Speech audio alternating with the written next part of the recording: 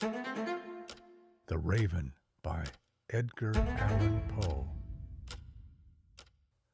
Once upon a midnight dreary, while I pondered weak and weary over many a quaint and curious volume of forgotten lore, while I nodded, nearly napping, suddenly there came a tapping, as of someone gently rapping at my chamber door.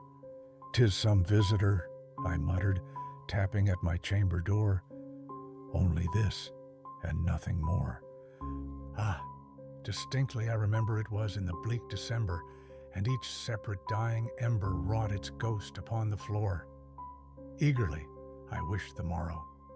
Vainly I had sought to borrow from my books surcease of sorrow, sorrow for the lost Lenore, for the rare and radiant maiden whom the angels name Lenore, nameless, here forevermore.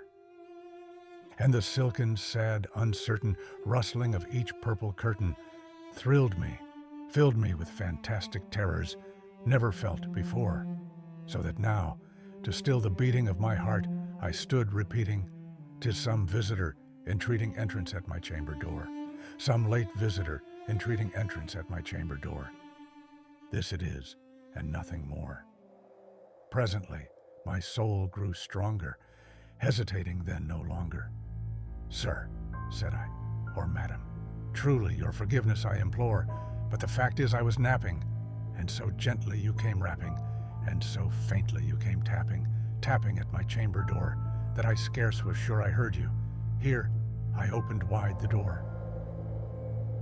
Darkness there and nothing more. Deep into that darkness peering long, I stood there wondering, fearing, doubting, dreaming dreams no mortal ever dared to dream before. But the silence was unbroken, and the stillness gave no token, and the only word there spoken was the whispered word, "Lenore." This I whispered, and an echo murmured back the word, "Lenore." Merely this, and nothing more. Back into the chamber turning, all my soul within me burning. Soon again I heard a tapping somewhat louder than before. "Surely," said I, "surely that is something at my window lattice. Let me see then what thereat is, and this mystery explore. Let my heart be still a moment, and this mystery explore. 'Tis the wind and nothing more." Open here, I flung the shutter, when, with many a flirt and flutter, in there stepped a stately raven of the saintly days of yore. Not the least obeisance made he, not a minute stopped or stayed he, but, with mien of lord or lady, perched above my chamber door, perched upon a bust of Pallas just above my chamber door, perched and sat, and nothing more. Then this ebony bird beguiling my sad fancy into smiling, by the grave and stern decorum of the countenance it wore. "Though thy crest be shorn and shaven, thou," I said, "art sure no craven, ghastly, grim, and ancient raven, wandering from the nightly shore. Tell me what thy lordly name is on the night's Plutonian shore." Quoth the raven, "Nevermore."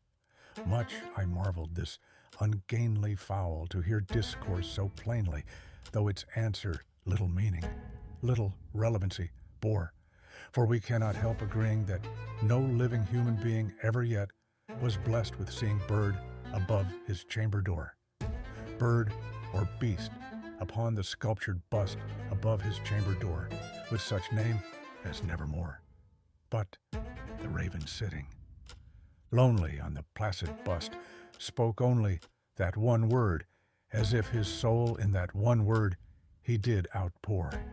Nothing further than he uttered, not a feather than he fluttered, till I scarcely more than muttered, "Other friends have flown before.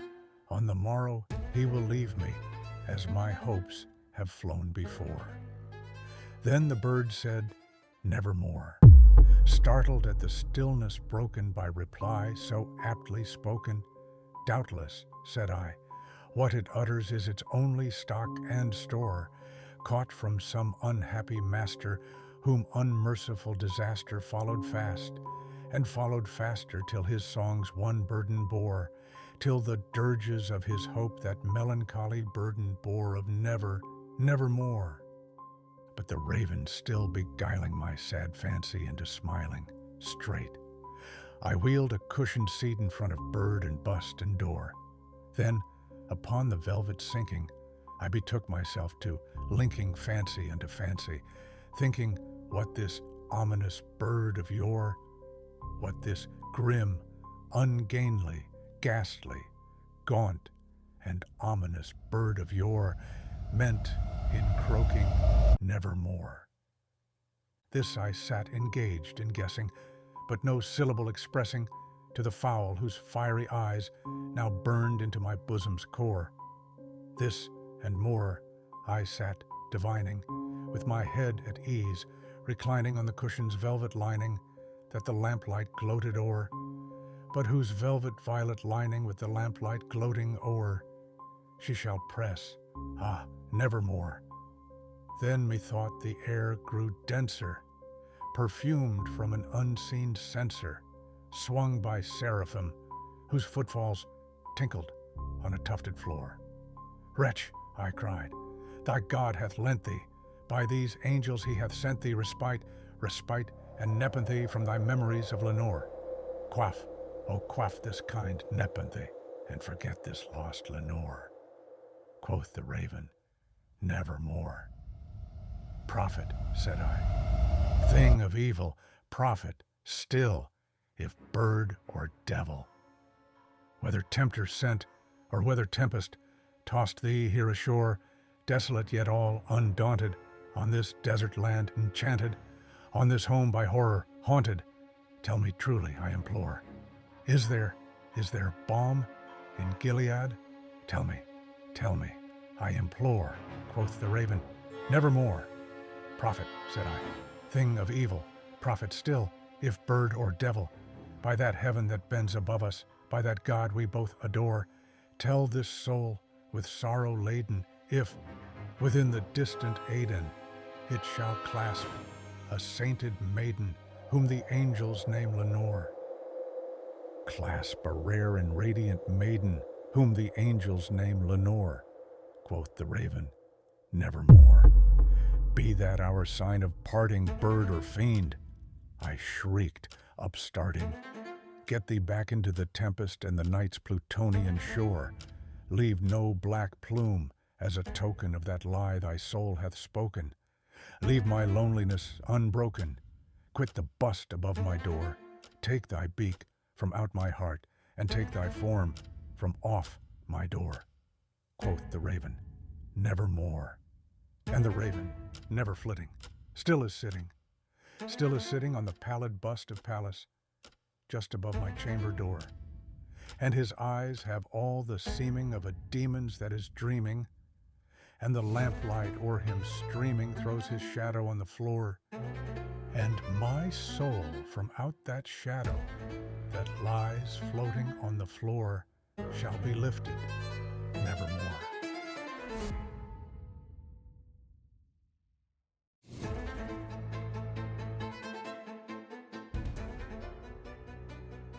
We hope you enjoyed this immersive VisionReads experience.